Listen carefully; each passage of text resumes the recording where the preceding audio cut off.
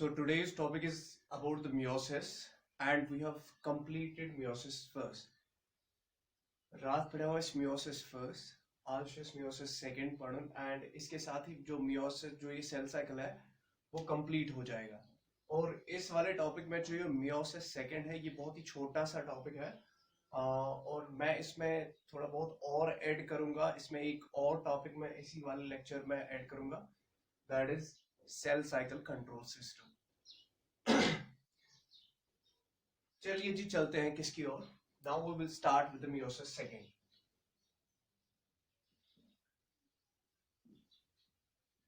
meiosis second. नाउ meiosis second जो है, meiosis second अभी कल हमने देखा कि meiosis first में एनाफेज में होमोलॉगस क्रोमोसोम सेपरेट हो गए. वहां पर सेंट्रोमियर तो वहां पर स्प्लिट नहीं हुआ था. सेंट्रोमियर गया नो स्प्लिट तथस के गो तथस गया ये सेपरेशन कमन हुस होमोलॉगस क्रोमोसोम्स. तो वहां पर जो दो डॉटर सेल्स बन गई है, उन meiosis फर्स्ट के बाद जो दो डॉटर सेल्स बनी उनमें 23 and 23, that means half of chromosome number दोनों में था. तो उनमें जो क्रोमोसोम्स थे वो इस तरीके से थे, they were like this.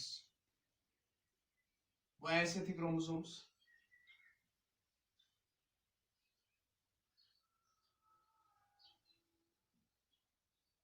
तो सेल्स में जो क्रोमोसोम्स वो इस तरीके से आ गए थे. होमोलोगस क्रोमोसोम सेपरेट आउट हो गए थे इन meiosis फर्स्ट.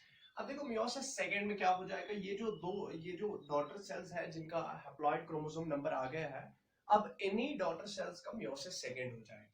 तो meiosis सेकंड जो है, देखो meiosis फर्स्ट के टेलोफेज फर्स्ट और meiosis सेकंड के दरमियान एक गैप आती है. मैं यहां पर लिखूंगा टेलोफेज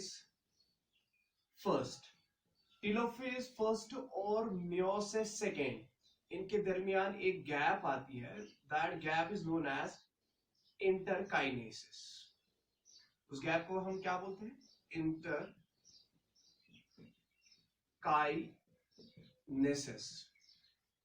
तो what is interkinesis? Interkinesis is simply a gap between the telophase first of meiosis first. meiosis first का जो टेलोफेज फर्स्ट है वहां से लेकर meiosis फर्स्ट के प्रोफेज तक, या meiosis फर्स्ट के टेलोफेज फर्स्ट से लेकर कहां तक meiosis सेकंड जब शुरू होता है, तो वहां पर एक गैप आती है. उस गैप को हम इंटरकाइनेसिस कहते हैं. What is interkinesis? It is a gap, ये गैप है between telophase first of meiosis first का जो टेलोफेज फर्स्ट है वहां से लेकर gap between telophase first of meiosis first and meiosis second. और meiosis सेकंड के दरमियान जो गैप आती है, that gap is known as interkinesis. उस गैप को हम क्या बोलते हैं? उस गैप को हम इंटरकाइनेसिस बोलते हैं. अब ये जो इंटरकाइनेसिस है, इंटरकाइनेसिस में होता क्या है? इंटरकाइनेसिस में सिंपली देखो, ये जो meiosis सेकंड है इसमें पहले क्या आएगा? गैप आती है, दैट मींस इंटरकाइनेसिस. मैंने कल भी कहा था आपको कि meiosis सेकंड में इंटरफेस नहीं होता है. meiosis सेकंड में इंटरफेस नहीं होता है, that means replication of DNA एक ही बार होती है. और वो रेप्लिकेशन ऑफ डीएनए कब होती है? meiosis फर्स्ट के इंटरफेज में.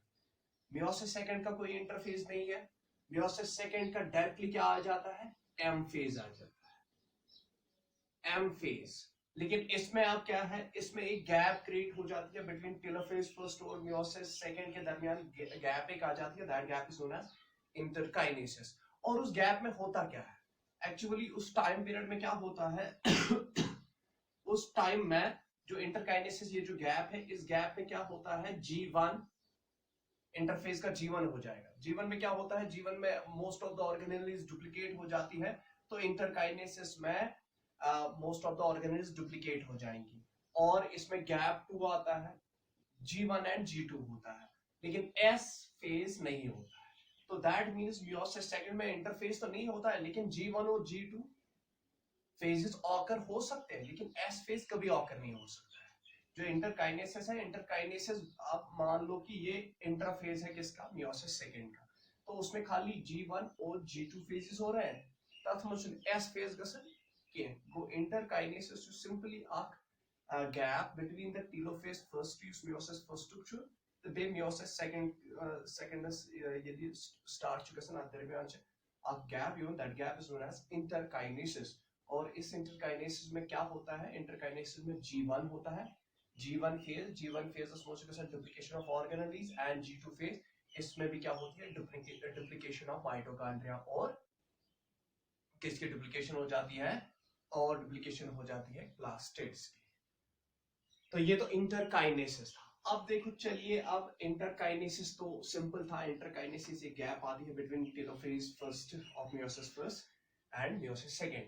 अब meiosis second जो है, meiosis second में M phase खाली होता है। मैंने कहा कि इंटरफेज जो है, इंटरफेज का खाली G1 और G2 हो सकता है meiosis second में, लेकिन बाकी जो S phase है, S phase नहीं होता है meiosis second में। meiosis second में अब M phase होता है। ये जो M phase होता है meiosis second का, M phase भी दो पार्ट्स में डिवाइड हो गया। एक तो कैरियोकाइनेसिस है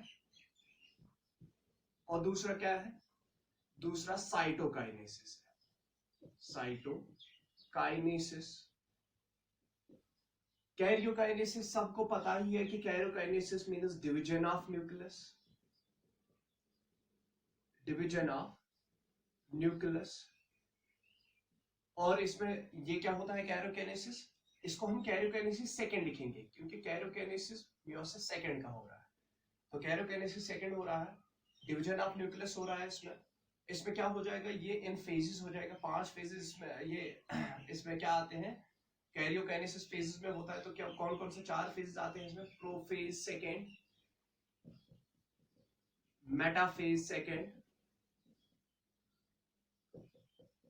anaphase second and telophase second. ये बहुत ही सिंपल है, जस्ट लाइक एज माइटोसिस है ये meiosis है। साइटोकाइनेसिस आपको पता ही है। साइटोकाइनेसिस क्या होती है?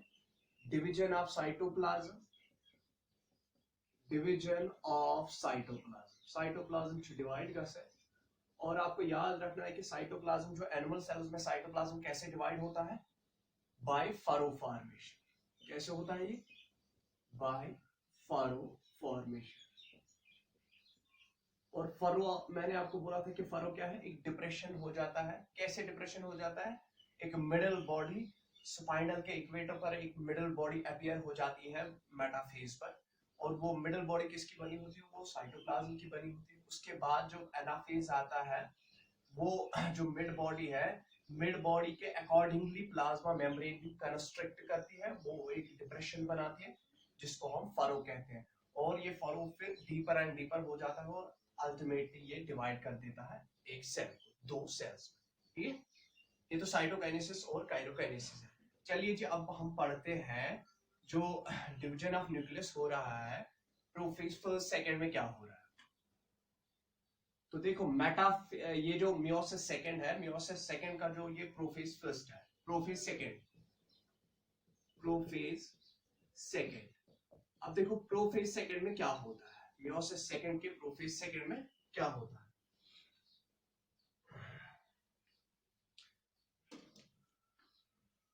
प्रोफेज सेकंड में सिंपल, जैसा कि माइटोसिस के प्रोफेज में होता है वैसा ही हो जाएगा। कंडेंसेशन हो जाएगी। किनकी कंडेंसेशन? या सिंपली आपका हो डिहाइड्रेशन, कंडेंसेशन ऑफ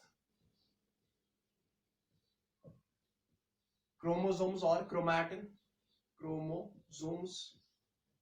क्रोमोसोम्स की कंडेंसेशन हो जाएगी। ठीक है, डिहाइड्रेशन ऑफ क्रोमैटिन हो जाएगा, और डिहाइड्रेशन मींस वाटर लॉस हो जाएगा। और प्रोफेज सेकंड में क्या हो जाएगा?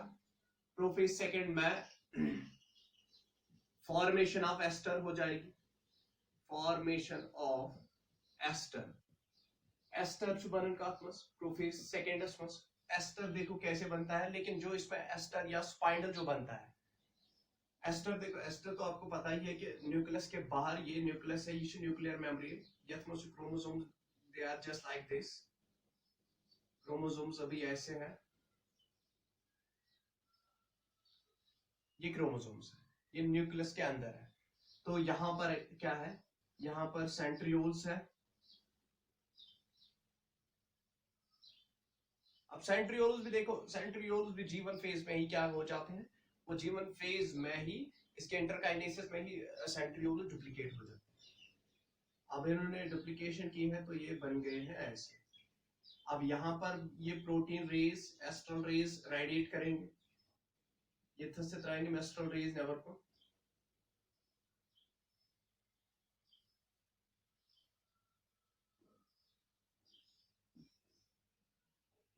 तो स्टार शेप्ड बन जाएंगे ये।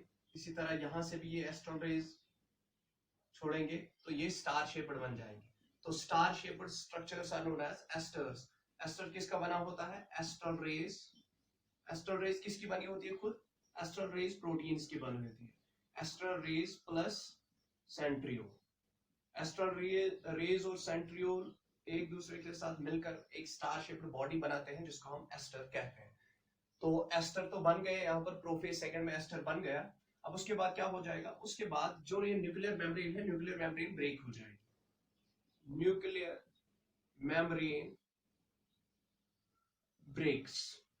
तो न्यूक्लियर मेम्ब्रेन ब्रेक हो जाएगी। तो जो ही न्यूक्लियर मेम्ब्रेन ब्रेक हो जाएगी तो क्रोमोसोम्स एक्सपोज हो जाएंगे, क्रोमोसोम्स बाहर निकल आएंगे। तो यहां से ये एस्टर्स मूव कर रहे हैं टुवर्ड्स अपोजिट पोल। ये यहां की तरफ जा रहा है, फॉर एग्जाम्पल ये यहां की तरफ जा रहा है, तो अपोजिट पोल्स पर ये पहुंच जाएंगे एस्टर्स। तो ये था न्यूक्लियर मेम्ब्रेन ब्रेक होती है। न्यूक्लियोलस भी डिसअपियर हो रहा है, न्यूक्लियोलस डिसअपियर्स। और यहां पर स्पाइनल फॉर्मेशन हो जाती है। अब स्पाइनल की फॉर्मेशन हो जाएगी प्रोफेज में, जैसे कि हमने माइटोसिस में पढ़ा है, स्पाइनल फॉर्मेशन हो जाती है प्रोफेज में।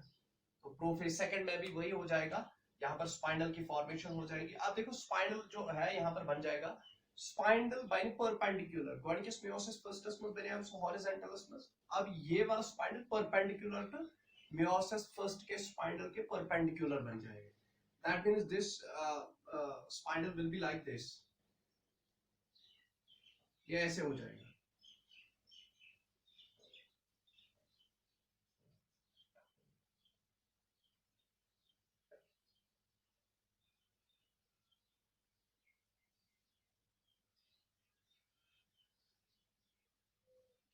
तो ये स्पाइनल बन गया, स्पाइनल फॉर्मेशन हो गई। तो स्पाइनल कैसे बनेगा, perpendicular to spinal of meiosis first, spinal of meiosis first. ये आपको याद रखना है, परपेंडिकुलरली ये बनता है। वो अगर हॉरिजॉन्टल बन गया था तो ये परपेंडिकुलर बन गया, ये वाला स्पाइनल। तो ये तो प्रोफेज में हो रहा है, प्रोफेज में ये चीजें हो रही है। तो इसी के साथ प्रोफेज खत्म हो रहा है, प्रोफेज सेकंड खत्म हो गया। अब देखो और एक पॉइंट, इसमें जो ऑर्गेनेलीज है वो डिसअपियर हो रही है। ऑर्गेनेलीज मियोसिस सेकंड के प्रोफेज सेकंड में वो डिसअपियर हो रही है। अब आ रहा है मेटाफेज सेकंड। जरा मेटाफेज सेकंड में क्या होता है, ये आपको सारा कुछ पता है। मेटाफेज सेकंड में क्या होता है, क्रोमोसोम्स क्या हो जाएंगे, क्रोमोसोम्स अलाइन हो जाएंगे at the equator of the metaphase, at the equator of the spinal. तो ये तो इक्वेटर हो गया, ये इक्वेटर हो गया भाई, ये इसका इक्वेटर हो गया। ये जो इक्वेटर है इस पर सारे क्रोमोसोम्स अलाइन हो जाएंगे। तो let these chromosomes they get aligned at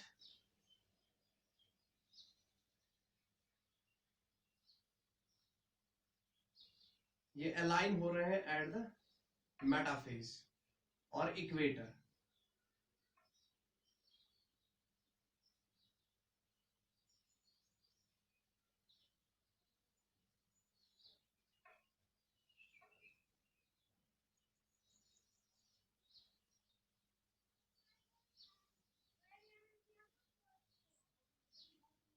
ये इक्वेटर पर अलाइन हो रहा है। These chromosomes they get aligned at the equator। जरा आपको ये डायग्राम आ रही है, यस आपको तो अलाइन हो रहे हैं एट द इक्वेटर, इस स्पाइनल के इक्वेटर पर ये अलाइन हो रहे हैं। तो हम पॉइंट क्या लिखेंगे, क्रोमोसोम्स अलाइन, क्रोमोसोम्स कहां पर अलाइन हो रहे हैं? Chromosomes align at equator, align at equator of spinal, equator of spinal पर सारे क्रोमोसोम्स अलाइन हो रहे हैं और हर कोई chromosome, each chromosome is binded by 2 fibres.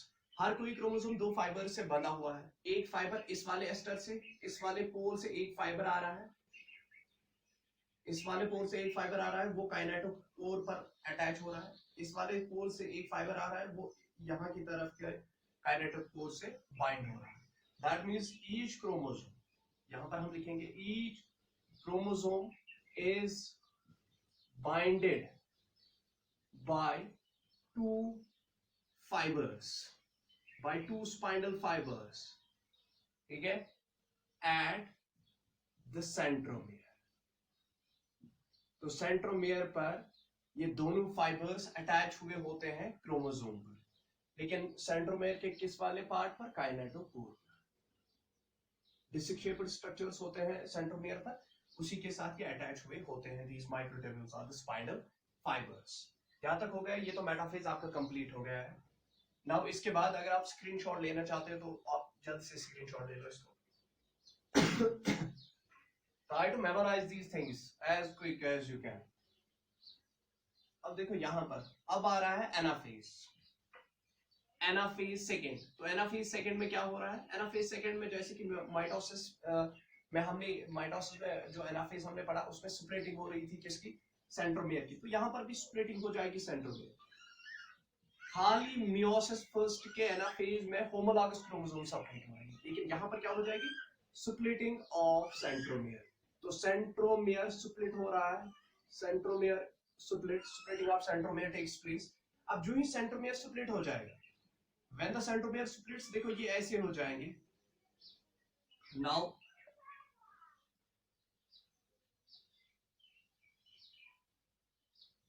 यहां पर इंटरजोनल फाइबर्स भी डेवलप हो जाएंगे। अब तो ये जो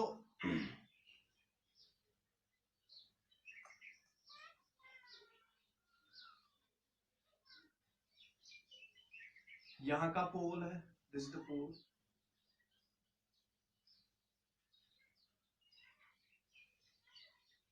ये सेंट्रोमियर स्प्लिट होके 2 क्रोमैटिड्स में, एक क्रोमोसोम 2 क्रोमैटिड्स में डिवाइड हो गया है।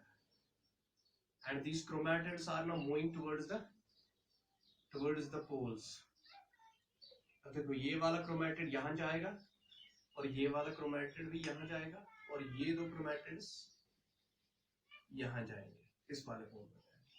तो यहां पर ये जो फाइबर बन गया है, अब एक क्रोमोसोम ये था, ये एक क्रोमोसोम था, क्रोमोसोम अभी तक ऐसे था, दिस वाज द क्रोमोसोम, ये क्रोमोसोम था, एक ही सेंट्रोमियर था इसका। लेकिन अब स्प्लिटिंग हो गई सेंट्रोमियर की, ये स्प्लिट हो गया, तो इसमें 2 क्रोमैटिड्स निकल गए, दोनों क्रोमैटिड्स का अपना अपना सेंट्रोमियर आ गया, 2 क्रोमैटिड्स हो गए, एक क्रोमैटिड ये है, दूसरा ये है। तो स्प्लिटिंग ऑफ सेंट्रोमियर हो गई और क्रोमोसोम्स फॉर्मेशन ऑफ 2 डॉटर, यहां पर क्या होगी? Formation of 2 daughter chromatids, 2 daughter chromatids,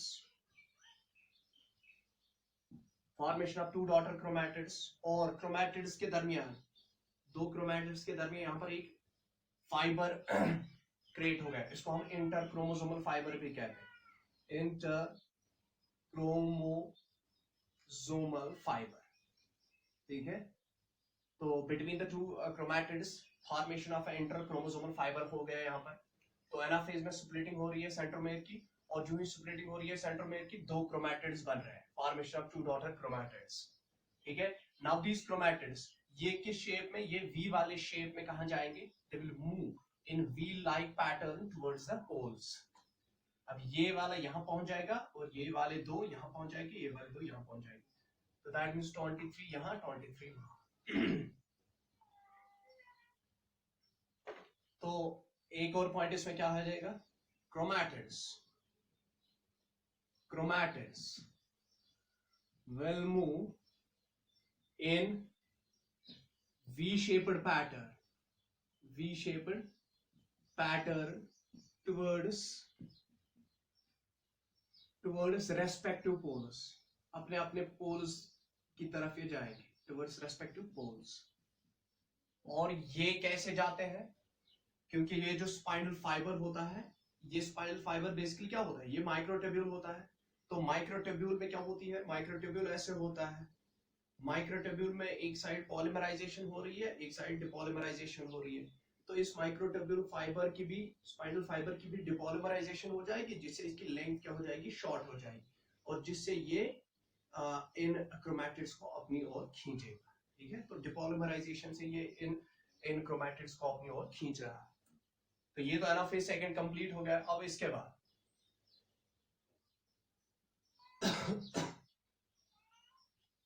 बाद टेलोफेज सेकंड। टेलोफेज सेकंड, तो टेलोफेज सेकंड में क्या हो रहा है? Telophase second is opposite to that of prophase, opposite to that of prophase. तो इसमें लिखने की कोई जरूरत ही नहीं है मुझे कि क्या हो रहा है इसमें, opposite to that of prophase. Prophase first के अपोजिट में है ये। तो प्रोफेज फर्स्ट में क्या हुआ था, न्यूक्लियर मेम्ब्रेन खत्म हो गई थी, तो यहां पर न्यूक्लियर मेम्ब्रेन फॉर्मेशन हो जाएगी। न्यूक्लियर मेम्ब्रेन फॉर्मेशन हो रही है, लेकिन कहां से न्यूक्लियर मेम्ब्रेन बन रही है? Endoplasmic reticulum. और यहां पर न्यूक्लियोलस बन रहा है। देखो ये 2-3 पॉइंट्स आपको याद रखें। न्यूक्लियोलस फॉर्मेशन हो रही है। न्यूक्लियोलस कहां से बनेगा? न्यूक्लियोलस बनता है NOR region of chromosomes. NOR region कहां पर होता है? अगर ये क्रोमोसोम है, क्रोमोसोम में ये प्राइमरी कंस्ट्रक्शन है, उसके बाद क्रोमोसोम में ये सेकेंडरी कंस्ट्रक्शन है। सेकेंडरी कंस्ट्रक्शन पर क्या है, ये सेकेंडरी कंस्ट्रक्शन पर ये एनओआर रीजन होता है। तो एनओआर रीजन से क्या बनता है? न्यूक्लियोलस बनता है, NOR region of chromosome, NOR region of chromosome. उसके बाद जो स्पाइनल हो रहा है, स्पाइनल क्या हो जाएगा? स्पाइनल फाइबर्स डिसॉल्व हो जाएंगे, खत्म हो जाएंगे। स्पाइनल फाइबर्स डिसॉल्व या स्पाइनल डिसॉल्व, और वहां पर फिर से सेंट्रियोल बनता है। ठीक, और क्रोमोसोम्स क्या हो रहे हैं? क्रोमैटिन, क्रोमोसोम्स अब ये हाइड्रेट हो रहे हैं। क्रोमोसोम्स अंडरगो हाइड्रेशन, उनमें हाइड्रेशन हो रही है और वो क्रोमैटिन बन रहे हैं। दैट मींस वो लूज अंडरगो हाइड्रेशन, इनमें पानी आ रहा है, ठीक है, हाइड्रेशन में हो रही है। तो this makes the end of meiosis second का जो काइरोकाइनेसिस है वो कंप्लीट हो गई है। अब देखते हैं हम साइटोकाइनेसिस। तो साइटोकाइनेसिस मैंने अभी बोला है आपको, cytokinesis much easy. Cytokinesis, cytokinesis means division of cytoplasm. ये डिवीजन किसका हो रहा है? साइटोप्लाज्म का डिवीजन हो रहा है। और साइटोप्लाज्म का डिवीजन कैसे हो रहा है? देखो, सेल लास्ट में ऐसे बन रही है,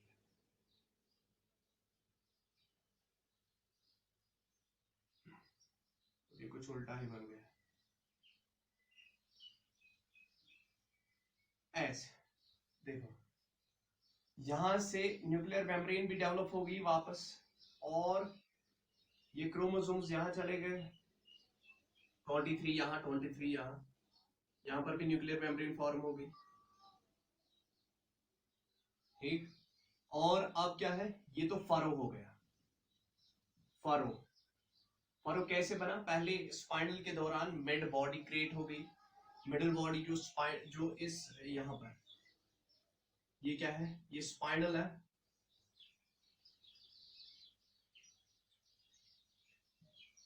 ये स्पाइनल।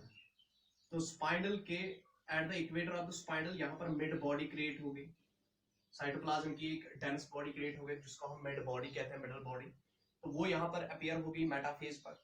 उसके बाद एनाफेज में क्या हो गया? एनाफेज में जो यहां से जो प्लाज्मा मेम्ब्रेन, प्लाज्मा मेम्ब्रेन, अब प्लाज्मा मेम्ब्रेन कंस्ट्रिक्ट हो गई। क्यों हो गई कंस्ट्रिक्ट? क्योंकि जो प्लाज्मा मेम्ब्रेन के अंदर जो बाकी यहाँ पर साइटोप्लाज्म में जो माइक्रोफिलामेंट्स थे, माइक्रोफिलामेंट्स ने कंट्रैक्ट किया और फिर प्लाज्मा मेम्ब्रेन ऐसे कंस्ट्रिक्ट हो गई। और ये कंस्ट्रिक्शन उसने मिडल में एक डिप्रेशन क्रिएट किया। मिडल में मींस जहां पर मिडल बॉडी थी उसी के अकॉर्डिंगली वो डिप्रेस हो गई, और इसने एक डिप्रेशन यहाँ पर बना दी। उस डिप्रेशन को हम फरो कहते हैं, और ये फरो फिर बहुत ज्यादा डीप होता है और उसके बाद ये अल्टीमेटली कट हो जाते हैं इनटू टू डॉटर सेल्स। तो डिवीजन ऑफ साइटोप्लाज्म और ये यूकेरियोटिक सेल्स में कैसा होता है? यूकेरियोटिक सेल्स में by furrow formation, furrow formation, furrow formation. और यूकेरियोटिक सेल्स में किन सेल्स में? Animal cells. प्लांट सेल्स में सेल प्लेट फॉर्मेशन होती है। एनिमल सेल्स में जो साइटोप्लाज्म का डिवीजन होता है वो फरो फॉर्मेशन से होता है, और लेकिन प्लांट सेल्स में सेल प्लेट बन जाता है। ये तो हो गया साइटोकाइनेसिस, ये तो हो गया मियोसिस सेकंड कंप्लीट। अब देखो यहां पर मैं एक और टॉपिक आपके लिए ऐड कर रहा हूं इसमें, that topic is cell cycle control. Cell cycle control. अब सेल साइकिल का कंट्रोल कैसे होता है? How cell cycle is controlled? Cell cycle कैसे कंट्रोल होता है? अब देखो सेल साइकिल कंट्रोल कैसे होता है। कुछ प्रोटीन्स होते हैं, कुछ प्रोटीन्स होते हैं जो सेल साइकिल को क्या करते हैं? कंट्रोल करते हैं। तो सेल साइकिल कंट्रोल होता है बाय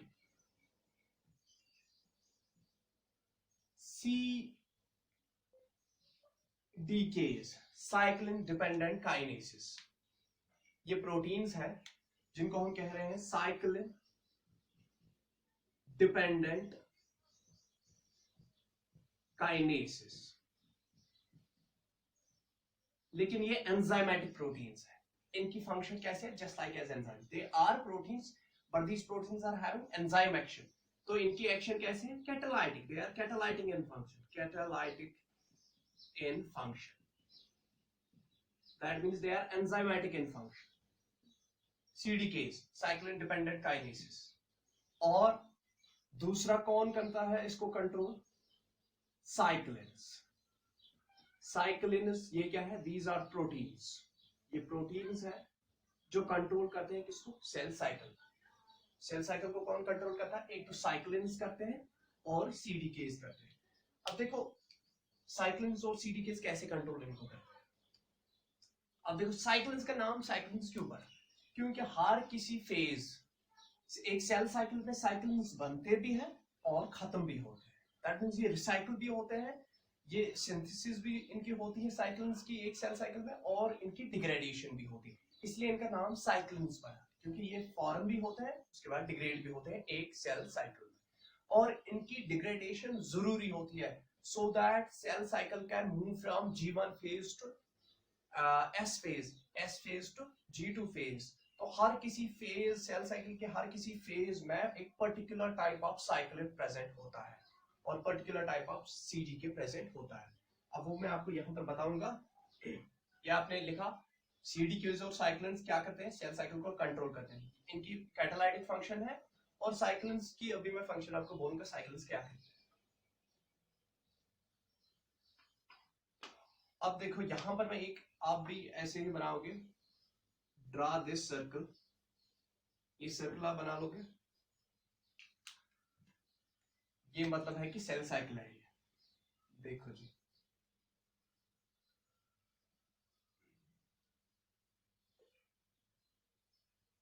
ये हमारा एम फेज हो गया, सेल साइकिल का एम फेज हो गया।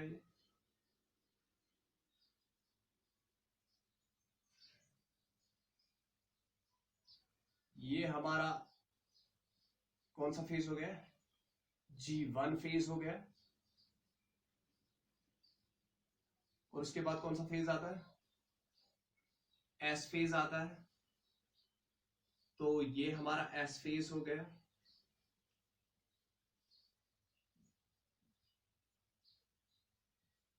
और ये वाला फेज कौन सा हो गया?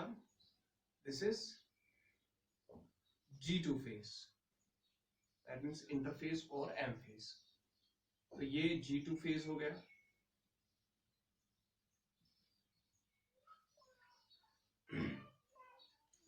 अब देखो ये सेल साइकिल है। अब देखो यहां पर क्या है, एम फेज और G1 फेज के दरमियान एक फेज होता है जिसको हम G0 फेज भी कहते हैं। That phase is known as, ये मैंने पहले लेक्चर में भी आपको बोला है, online lecture, G naught phase. एक सेल हमेशा इसमें रह सकती है, 100 ईयर्स तक इसमें जी नॉट फेज में रह सकती है अगर इसको सेल साइकिल नहीं करना हो। This phase is also known as quiescent stage और क्यूसेंट फेज भी हम इसको कहते हैं। तो इसमें सेल विदाउट डिवीजन रह सकती है, या इससे जो हम सेल कहते हैं, सेल एक सेल साइकिल से सेल एग्जिट हो सकती है जी नॉट फेज में, लेकिन हम पर्टिकुलर इसको कहते हैं कि इसमें सेल विदाउट डिवीजन और 100 ईयर्स तक रह सकती है। जैसे कि स्केलेटल और न्यूरॉन सेल्स वो जी नॉट फेज में है, जब उनको मर्जी होगी तब वो जाके जी1 फेज में एंटर करेंगी, सेल साइकिल में एंटर करेंगी। अब देखो साइक्लिन प्रोटीन जो जी1 फेज को कंट्रोल करता है, कौन सा साइक्लिन प्रोटीन इसको कंट्रोल करता है? Cyclin D. साइक्लिन डी जो है ये एक प्रोटीन है, ये किसको कंट्रोल करता है? जी1 फेज को। और यहां पर कौन सा सीडीके प्रोटीन होता है? CDK4 and CDK6। तो ये आपको याद रखना है कि जी1 फेज को कौन कंट्रोल करते हैं? Cyclin D and CDK4 and CDK6। ये किस फेज को कंट्रोल करते हैं? जी1 फेज को। अब देखो साइक्लिन क्या काम करता है, सीडीके क्या काम करता है। सीडीके का फंक्शन है कि ये टारगेट प्रोटीन्स को क्या करता है? ब्रेक डाउन करता है। और जो साइक्लिन की फंक्शन है, साइक्लिन सीडीके के साथ मिलता है और सीडीके को वो पर्टिकुलर टारगेट प्रोटीन दिखाता है जिस पर सीडीके एंजाइमेटिक प्रोटीन क्या करेगा? डिग्रेड करेगा। तब जाके एम फेज से जी1 फेज आएगा, जी1 फेज से एस फेज आएगा, क्योंकि टारगेट प्रोटीन्स की क्या होनी चाहिए? फॉस्फोराइलेशन होनी चाहिए, वो ब्रेक डाउन होने चाहिए टारगेट प्रोटीन्स। अगर टारगेट प्रोटीन्स ब्रेक डाउन नहीं हुए तो जी1 फेज से एस फेज ट्रांजिशन नहीं होगा। तो दैट मींस ये दोनों इंपॉर्टेंट है। तो जी1 फेज को कौन कंट्रोल करता है? Cyclin D and CDK4 and CDK6। तो इसी तरह होता है एस फेज। अब जी1 फेज से entry into S phase, entry into S phase कौन देता है? एंट्री इनटू एस फेज कौन देता है? Cyclin E CDK2। this entry into S phase, तो S phase में एंट्री होने के लिए ये साइक्लिन E एंड CDK2 ये उसको एंट्री, किसी भी सेल की एंट्री S phase में करने के लिए ये दो प्रोटीन्स इंपॉर्टेंट होते हैं। ठीक है, अब देखो अब यहां पर क्या है? अब यहां पर एक और प्रोटीन है दैट मीन जो कंप्लीट करता है एस फेज को, साइक्लिन ए है और CDK2। साइक्लिन ए CDK2 ये कंप्लीशन कराता है S phase, completion of S phase. तो अगर ये दो प्रोटीन्स प्रेजेंट नहीं है, एस फेज कभी कंप्लीट नहीं हो जाएगा। तो कंप्लीशन ऑफ एस फेज कौन कराता है? साइक्लिन ए CDK2। अब यहां पर G2 फेज कौन कंट्रोल करता है? साइक्लिन ए CDK1। साइक्लिन ए CDK1 G2 फेज को कंट्रोल करता है। और इसी तरीके से एम फेज कौन कंट्रोल करता है? Cyclin B CDK1। ये किसको कंट्रोल करता है? एम फेज को। मतलब G2 फेज से एंट्री इनटू एम फेज कौन कंट्रोल करता है? एम फेज कंट्रोल करता है। तो इन साइक्लिन्स का देखो, हमने इन साइक्लिन्स को डिवाइड किया है। अगर हम साइक्लिन प्रोटीन्स की बात करें तो हमने साइक्लिन्स को डिवाइड किया है G1 cyclins, G1S cyclins, G2 cyclins and M cyclins. जरा G1 साइक्लिन्स कौन है? G1 साइक्लिन साइक्लिन D है। G1S साइक्लिन कौन है? एंट्री इनटू एस फेज कौन है? G1S साइक्लिन E CDK2 है। और उसके बाद क्या है? G2 साइक्लिन्स कौन है? ये है। And M cyclins cyclin B CDK1 है। तो ये कंट्रोल करते हैं एक सेल साइकिल को। तो आप देखो यहां पर आप याद रखो, ये यहां पर होते हैं, ये इस फेज को कंट्रोल करते हैं, ये एंट्री इनटू एस फेज को कंट्रोल करते हैं, ये कंप्लीशन ऑफ एस फेज को कंट्रोल करते हैं, ये G2 फेज को कंट्रोल करते हैं, और ये दो M फेज को कंट्रोल करते हैं। तो अगर इनमें कभी अगर G1 फेज इनहिबिट हो गया, तो for example most of the cancers में क्या होता है, सेल साइकिल स्टॉप हो जाता है, G1 फेज अनकंट्रोल्ड होता है, दैट मींस इन प्रोटीन्स की कुछ म्यूटेशंस हो जाती है, तो G1 फेज अनकंट्रोल्ड होता है, या S फेज। उसी तरीके से इन कंट्रोल सिस्टम पर जब भी एक अनकंट्रोल्ड माइटोसिस या अनकंट्रोल्ड मियोसिस हो जाएगा, तो सेल साइकिल कंट्रोल सिस्टम क्या हो जाता है, डिस्टर्ब हो जाता है। ठीक है, ये तो हो गया सेल साइकिल कंट्रोल कैसे होता है। अब यहां पर हम देखते हैं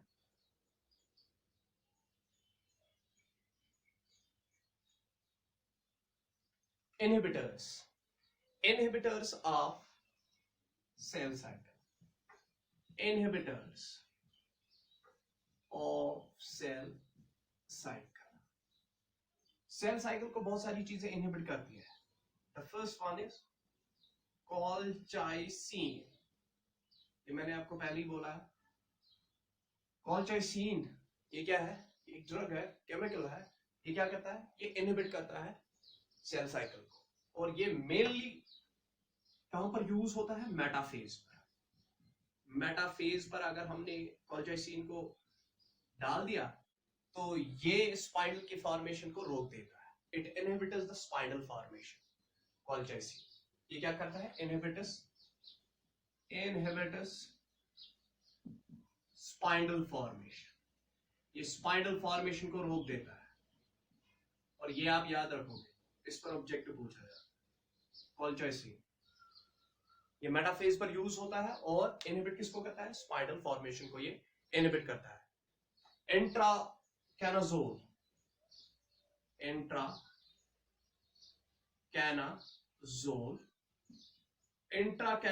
एक ड्रग है, एक केमिकल है, जो G1 फेज को रोकता है, G1 फेज को स्टॉप करता है। ये G1 फेज को क्या करता है, ये G1 फेज को स्टॉप कर देता है। इसी तरह है NSC2300 सोडियम है, जो NSC23005 सोडियम, ये भी एक ड्रग है। ये इनहिबिट किसको करता है, इट इनहिबिट्स G1 G2, ये इनहिबिट करता है G1 G2 phase of cell cycle. Cell cycle को ये इनहिबिट करता है, G1 और G2 फेज को ये इनहिबिट करता है सेल साइकिल के। कौन, NSC23005 सोडियम ये इनहिबिट करता है, या बैसिलियम भी एक है जो इनहिबिट करता है। तो ये एक दो इनहिबिटर्स है जो आपको ये वाला इनहिबिटर तो आपको याद रखना। This inhibitor you should remember this inhibitor because the question will be asked on this. Colchicine है या इंट्राकैनाजोल है, ये G1 फेज को स्टॉप करता है। एंड NSC23005 सोडियम है, ये G1 G2 को इनहिबिट करता है। And this makes the end of cell cycle. ये आपका सेल साइकिल कंप्लीट हो गया है। सेल साइकिल जो था ये इतना ही था। इसमें हमने माइटोसिस पढ़ा है, पहले हमने सेल साइकिल पढ़ा कि सेल साइकिल होता क्या है, उसके बाद हमने इसमें पढ़ा है माइटोसिस क्या होता है, इसमें हमने पढ़ा मियोसिस क्या होता है, मियोसिस फर्स्ट, आज हमने मियोसिस सेकंड भी पढ़ा, और उसके बाद हमने क्या पढ़ा आज, सेल साइकिल कंट्रोल सिस्टम हमने पढ़ा कि सेल साइकिल को कौन से प्रोटीन्स कंट्रोल करते हैं, CDKs एंड साइक्लिन्स। और उसके बाद हमने क्या पढ़ा, उसके बाद हमने पढ़ा इनहिबिटर्स, जो सेल साइकिल को इनहिबिट करते हैं, वो इनहिबिटर्स कौन कौन से होते हैं। Now we will move and we will take the diversity. अब हम डाइवर्सिटी, एनिमल डाइवर्सिटी को उठाएंगे। इसके बाद सेल साइकिल के बाद हम डाइवर्सिटी को उठाएंगे, इंशाल्लाह वो कल से हो जाएगा।